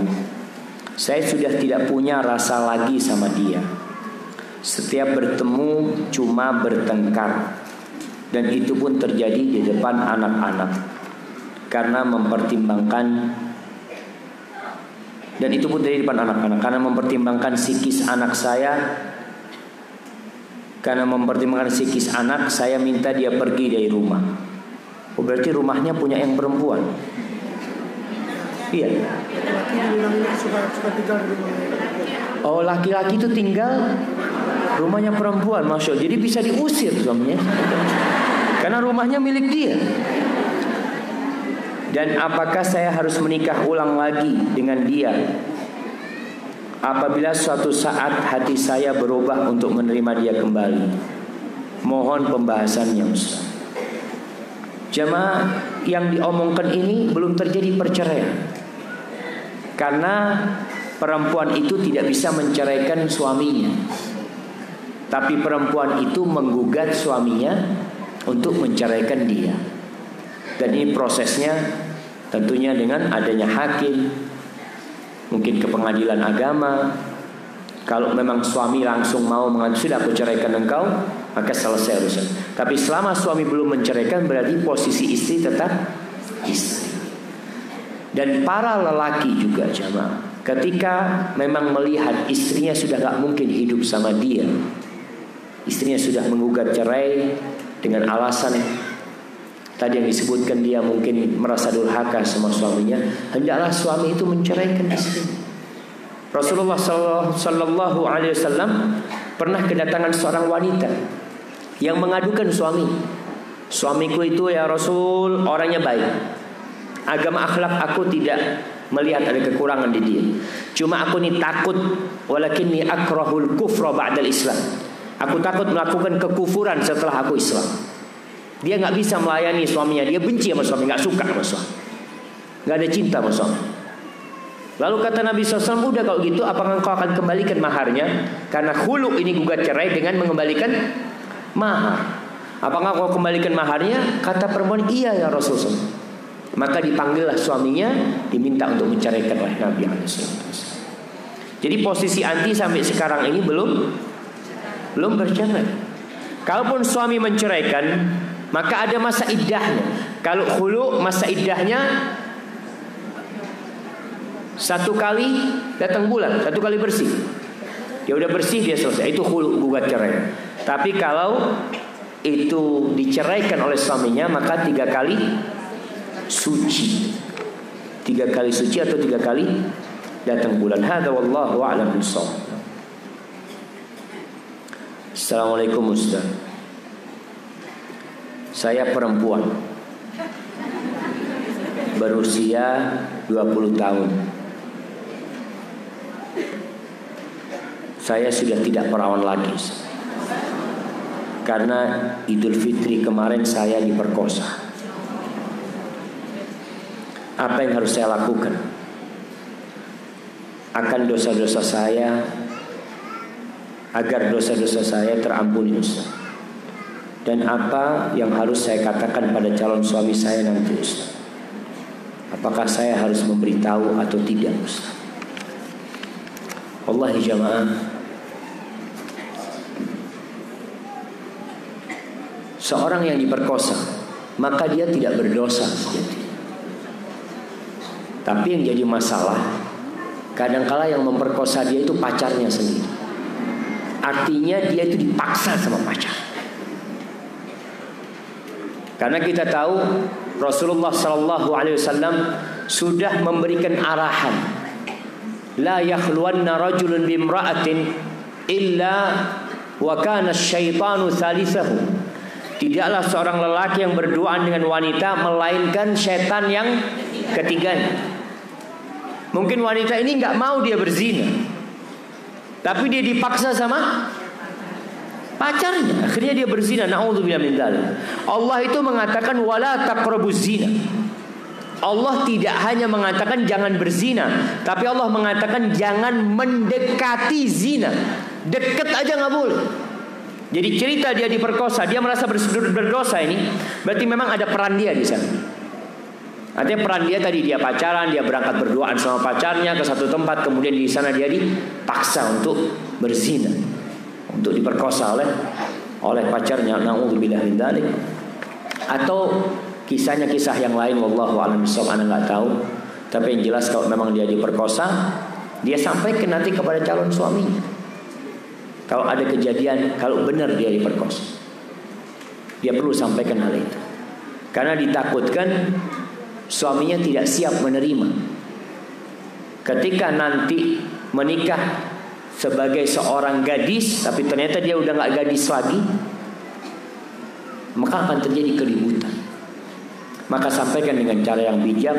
Mungkin juga calon suaminya sudah nggak perjaka juga, bisa jadi. Kalau laki kan memang nggak ketahuan jemaah perjaka atau tidak. Tapi bisa jadi kalau dia seorang yang soleh, mungkin dia juga punya masa lalu yang kelam, dan dia tahu istrinya atau calon istrinya juga pernah punya masa lalu yang kelam, kemudian dia sudah bertobat. Semoga keduanya menjadi pasangan yang berbahagia karena ketaubatan atau karena taubat yang dilakukan oleh keduanya. Hadza wallahu a'lam bishawab. Apakah jatuh talak bila istri minta cerai dan suami jawab terserah? Belum. Karena suami belum mengiyakan. Mengiyakan pun para ulama masih khilaf. Dibutuhkan niat. Apakah niatnya suami menceraikan atau tidak? Jadi pembahasannya, para ulama menjelaskan apabila seorang suami mengatakan sudah urusanmu terserah engkau. Apakah boleh ketika itu perempuan menceraikan dirinya sendiri umpamanya? Ini permasalahan dibahas oleh para ulama. Untuk masalah cerai ini jamaah, tolong hati-hati kita. Jadi kalau masalahnya memang rumit, seorang ustadz itu harus dengar dari kedua belah pihak. Dengar dari perempuan, dengar dari laki. Karena ada hal-hal yang perlu niat dari suami. Apa niat dia mengatakan itu sebenarnya? Hadza wallahu a'lam bishawab. Anak saya bekerja di sebuah bank pemerintahan. Sedangkan mendengar kajian akhir-akhir ini dijelaskan bahwa gaji yang didapat dari kerja di sana adalah riba. Bagaimana mengasih tahu kepada anak saya tersebut?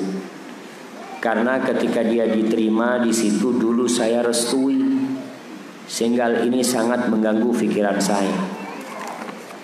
Wallahi jamaah, riba ini termasuk dosa yang diremehkan di negeri kita. Sangat diremehkan.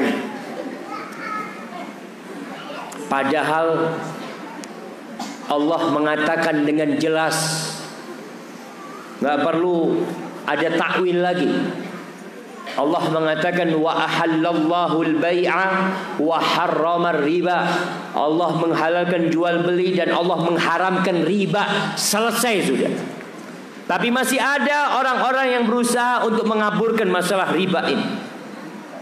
Oh, dikatakan yang nggak boleh itu yang bunganya berlipat ganda. Karena Allah mengatakan ya ayyuhalladzina amanu la ta'kulu riba ad'afan mudha'afan. Allah kan mengatakan nggak boleh makan riba yang berlipat-lipat ganda. Kalau yang nggak lipat ganda nggak apa-apa. Na'udzubillah. Allah katakan Allah mengharamkan riba. Maka dosa riba ini yang paling ringan. Yang paling ringan, ada 73 pintu dosa riba ini. Yang paling ringan kata Nabi SAW, mithlu ayyankihar rajulu ummah, seperti seorang anak yang menzinai ibunya sendiri. Lalu kita menganggap remeh, Ustaz, cuma bunganya cuma 1%, cuma 2%. Dirhamun riba. Dalam hadis riwayat Ahmad, Rasulullah sallallahu alaihi wasallam mengatakan dirhamun riba, 1 dirham yang dimakan dari hasil riba. Ya'kuluhu ar-rajul wa huwa ya'lamu ashaddu min 36 zanya. Itu lebih parah daripada berzina 36 kali. Lalu di kampung-kampung riba itu biasa. Orang melakukan riba. Yang dilaknat sama yang pinjam uang dan yang meminjamkan. Notaris yang mencatat akad riba sama, dilaknat oleh Rasul sallallahu alaihi wasallam. Tiati iyyakum wa muhaqqarati dzunub. Tiati dosa-dosa yang dianggap remeh, padahal itu dosa besar, jemaah. Yamhaqullahu riba wa yurbis shadaqat. Riba itu Allahu Akbar, Allah akan menghancurkan, tapi pelan-pelan. Tidak seperti dengan bom hancur, enggak. Pelan-pelan. Hidupnya akan hancur orang itu. Maka tugas ibu menyampaikan kepada anak. Duduk sama anak, bacakan firman Allah di surah Al-Baqarah ayat berapa? 285. Duduk, baca nak. Coba kita baca bersama-sama. Memang jemaah yang membuat orang itu berbuat dosa, kadangkala penyebabnya itu merasa bukan dosa, karena bunga, Ustaz. Nggak ada riba, Ustaz. Nggak ada riba. Anak berangkat ke bank katanya nggak ada ribanya. Nggak ada. Haram riba. Yang ada bunga kita kasih. Siapa yang nggak suka sama bunga, coba? Bagaimana kalau sudah terlanjur? Kalau terlanjur harus keluar.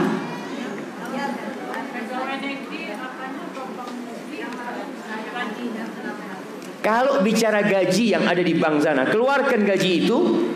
Keluarkan gaji, jangan disimpan di sana. Artinya jangan sampai kita ikut melakukan riba di sana. Apalagi yang deposit, kadang kalau anaknya sekolah di Jawa, bapaknya deposit duit, Nina, bapak deposit duit 1M, kamu tiap bulan ambil duit dari sana. Subhanallah, anaknya makan riba. Kasih sama orang tuanya. Na'udzubillah. Gimana? Sistem arisan, julu-julu. Arisan ini akadnya utang piutang. Akad arisan utang piutang. Asalkan tidak ada keuntungan, nggak apa-apa. Tapi kalau sudah ada keuntungan, kullu qardin jarra nafan, sebuah kaidah yang jelaskan para ulama, utang piutang yang menghasilkan keuntungan itu riba. Tapi kalau ini nggak ada keuntungan, Ustaz, muter. Jadi kalau kita 100.000 10 orang, ya sudah, nanti dapatnya 1 juta, sama semuanya, nggak ada keuntungan, maka itu diperbolehkan, nggak ada masalah. Nah, jemaah, jangan diremehkan riba. Jangan, tolong ibu-ibu semua nanti pulang dari sini baca tuh, baca hal itu, jemaah.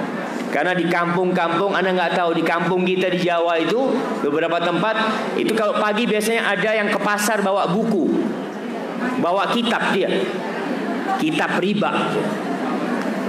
Dia buka, Assalamualaikum, Waalaikumsalam. Alat, hari ini bayar berapa? Dia catat. Dan itu oleh masyarakat kampung dianggap biasa, bukan dosa. Padahal Allah mengumumkan perang, jemaah. Allah mengatakan, ya ayyuhalladzina amanu taqullaha wa dharu ma baqiya minar riba in kuntum mu'minin. Wahai orang-orang beriman, bertakwalah kepada Allah, tinggalkan sisa-sisa riba. Artinya orang Arab dulu pelaku riba. Sebelum datangnya Islam mereka melakukan riba. Ini surat datangnya di Madinah nih. Surat Al-Baqarah ini. Allah katakan tinggalkan sisa-sisa riba kalian. Kalau kalian beriman. Kalau kalian kafir lanjutkan. Ini hanya untuk orang-orang beriman. Fa in lam taf'alu. Kalau kalian tidak meninggalkan riba dan mengaku mukmin, fa'dzanu biharbin minallahi wa rasulih. Maka diumumkan kepada kalian perang melawan Allah dan Rasulnya. Na'udzubillah min dzalik. Apa solusinya suami ana hobi main PS? Main game ya, Pak. Allahu Akbar, ini juga game ini termasuk penyakit jemaah. Orang tuh kalau sudah main game dipanggil azan nggak dengerin. Apa yang harus dilakukan? Ya berusaha untuk bermain sama suaminya. Bilang, bang, daripada main PS, main yang beneran aja, Bang. Artinya sudah main olahraga di rumah, main apa, bikinlah kegiatan di rumah yang membuat suami tidak jenuh. Kadang-kadang kan suami memang jenuh di rumah, nggak ngapa-ngapain. Sudah, anti mungkin punya rezeki, beli pingpong, taruh di rumah. Suaminya main PS, bang, nih padnya pegang, kita main di sini. Main beneran daripada dibohongin. Orang itu kadang-kadang bingung main game itu jamaah. Dia menang, antum dapat apa menang? Nggak dapat apa-apa Ustaz. Jadi cuma bohong-bohongan. Maka istri punya peran penting lah bagaimana membuat suaminya meninggalkan hal itu. Diajak baca Quran. Umpamanya suami lagi main PS, anti temenin di sampingnya, duduk sampingnya tapi pegang Quran. A'udzubillahi minasyaitonirrajim. Bismillahirrahmanirrahim. Insya Allah suami gak berani ngusir dia. Ini baca Quran masa mau diusir? Kenapa baca Quran? Ya biar berkah lah main PS-nya abang. Artinya perlu membuat suasana di rumah itu lebih islami, penuh dengan Al-Quran, sehingga suami mudah-mudahan bisa berhenti. Bagaimana jika seorang istri melarang hobi suami, seperti hobi mancing, sampai meninggalkan istri di rumah sampai seminggu? Hah? Berburu pakai anjing. Iya jemaah, bicara hobi suami. Apabila hobi suami itu halal, maka nggak boleh dilarang. Selama hobinya halal, cuma dipesanin, bang, tolong kalau datang bawa ikan yang banyak. Jangan pulang datang nggak bawa ikan, marah-marah sama suami, sama istri. Maka hobi mancing boleh jemaah. Dia mau mancing silahkan, yang penting halal. Berburu pakai anjing boleh, berburu pakai anjing. Ada anjing yang namanya anjing al-kalbul mu'allam. Di surat Al-Maidah, di awal surat Al-Maidah ayat 4 Allah jelaskan tentang bagaimana dulu orang para sahabat itu berburu dengan anjing. Jadi anjing yang dibolehkan itu anjing untuk berburu, anjing untuk menjaga kebun, anjing untuk menjaga ternak. Itu boleh. Anjing untuk berburu boleh. Tapi masalahnya Ustaz, yang diburu babi Ustaz. Ini masalah. Jadi kalau dia mau berburu kelinci, berburu yang halal boleh aja, nggak ada masalah. Nggak perlu dilarang, tapi dikasih arahan suami. Bang, ketika mau berangkat mau mancing, siapkan nanti dalam tasnya apa? Bang, ana taruh Quran di dalam tas bang. Kalau abang kosong, ikannya belum makan, mungkin abang bisa baca Quran. Nggak apa-apa, artinya kita berusaha untuk memperbaiki suami. Karena yang dia lakukan halal boleh, bukan sesuatu yang haram. Tapi kita ingin waktu dia itu bermanfaat. Atau anak taruh buku zikir pagi dan petang bang. Mungkin abang juga sambil berzikir, semoga ikannya jadi datang semua nanti bang. Gimana? Hobi merokok, bukan hobi merokok itu jemaah. Iya, merokok itu membunuh jemaah. Sudah ditulis besar-besar rokok itu membunuhmu. Orang masih merokok. Berarti dia sedang bunuh diri dengan merokok. Anda tidak lihat peringatan yang lebih dahsyat daripada peringatan perokok. Tapi yang jadi masalah, ini masalahnya juga. Negeri kita ini banyak hoaknya jamaah. Hoax. Hoak, apa lagi. Antum lihat iklannya rokok besar sekali, dan iklannya itu orang-orang yang sehat-sehat jamaah. Loncat dari kapal terbang, loncat dari tebing. Na'udzubillah. Dan sebagian iklan rokok itu mengajak kepada kemaksiatan. Kalau yang Megatron itu ya, yang ada perempuan sama laki ini itu, na'udzubillah min dzalik. Padahal semuanya bohong, nggak kayak gitu perokok. Perokok itu batuk-batuk, mulutnya bau. Ada sebagian istri yang menikah dengan suami, mulutnya bau asbak. Pulang, ya Allah, ini suamiku apa asbak mulutnya. Seperti itu jemaah. Itu rokok. Maka bagaimana seorang istri yang dapat suami perokok? Yang pertama sabar. Memang harus sabar. Karena memperbaiki rokok ini harus dimulai dengan niat. Kalau punya niat, insya Allah berhenti. Tapi kalau dia dikasih tahu dia masih bela diri, susah berhenti. Dikatakan, ngerokok ini berbahaya. Aduh Ustaz, saya punya tetangga, alhamdulillah Ustaz, umur 80 tahun merokok nggak mati-mati Ustaz. Kalau kayak gini susah mau berhenti, karena dia sudah nggak ada niatan untuk berhenti. Maka didoakan suaminya, dikasih tahu suaminya, dan berusaha untuk mengajak suaminya mengejarkan, mendengarkan kajian-kajian ilmu. Karena sejatinya jamaah tadi, banyak orang masuk neraka itu gara-gara nggak mau dengar dan tidak mau memahami. Hadza wallahu a'lam bishawab. Sepertinya itu yang bisa kita kaji pada kesempatan kali ini.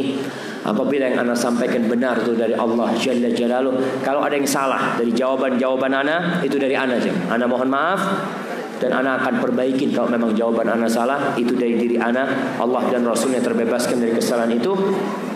Nah, mau bagi hadiah. Baik, ana mau bagi hadiah nih. Ada satu pertanyaan. Sebutkan 4 wanita yang menjadi nyonya-nyonya surga. Itu dulu yang angkat tangan ibu tadi ya. Berdiri. 4 wanita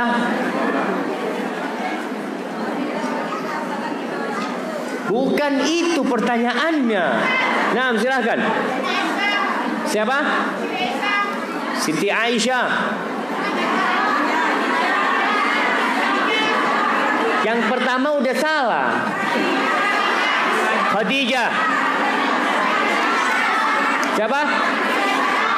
Istrinya Fir'aun. Siapa namanya? Istrinya siapa? Masyita. Kayak kasih yang kecil hadiahnya. Nah, kasih hadiahnya. Ya, sebelah sini siapa yang mau jawab? Nah, fadhal. Siapa? Fatimah binti Muhammadin sallallahu alaihi wasallam. Khadijah binti Khuwailid. Aisyah. Asia binti Muzahim, istrinya Fir'aun. Yang keempat,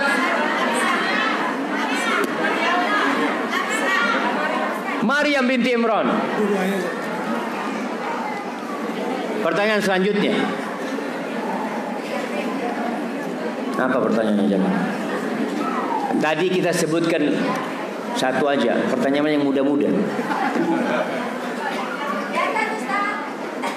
Iya, di atas, kesian. Kita lempar ke atas hadiahnya. Yang bisa nangkep hadiahnya buat dia. Pertanyaannya buat yang di atas. Sebutkan dosa riba yang paling ringan. Dengarkan dulu. Apa? Berzina dengan ibu kandungnya, ya. Lemparkan ke atas. Nanti minta ke bawah. Tapi lemparin nggak apa-apa, ditangkap sana. Baik, ntar lagi dilemparin kalau sudah selesai kajian. Naim, pertanyaan selanjutnya buat yang di atas dulu, ntar lagi yang di bawah, yang di bawah. Kenapa wanita banyak masuk neraka?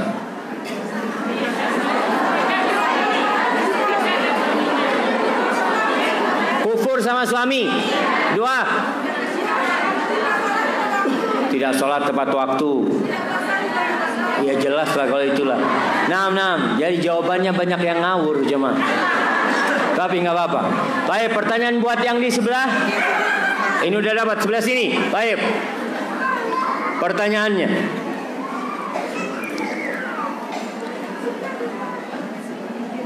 Kenapa Nabi lebih mencintai Khadijah daripada istri-istri lainnya?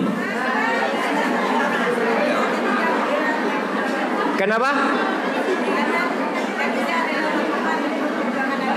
Yang pertama karena Khadijah rela berkorban untuk perjuangan Nabi ya. Yang kedua, kalau satu kasih hadiah satu. Baik, yang kedua, jawaban yang kedua. Ya silakan Ibu. Karena wanita pertama masuk Islam ya kasih hadiahnya. Baik, sebab yang ketiga sebelah sini. Karena yang ngasih keturunan buat Nabi SAW Khadijah, kasih hadiah yang sebelah sini juga. Nah, itu ibu itu kasih hadiah itu udah dapat hadiah ibu. Itu ada 2 orang. Bang yang sebelah situ, ibu itu. Baik, pertanyaan terakhir.